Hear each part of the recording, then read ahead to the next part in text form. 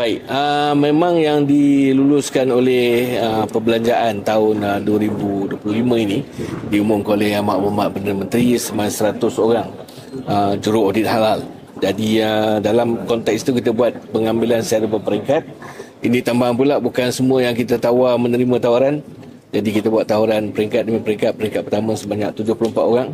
Alhamdulillah hari ini kita dah separuh daripadanya telah mendapat sijil kompeten sebagai juru audit halal yang kompeten untuk melaksanakan tugas. Saya memberi amanat kepada bahagian perusahaan halal dan mereka yang terlibat agar dilihat dan diberi laporan secara berperingkat setiap bulan peningkatan jumlah masa yang lebih singkat dalam urusan pengeluaran sijil halal. Dan perkara ini juga kita dah memberi janji akan memberi laporan secara suku tahun. Setiap suku tahun kita laporkan kepada Mesyuarat Jemaah Menteri berkenaan pencapaian hasil daripada penambahbaikan yang telah dilaksanakan ini, insya-Allah.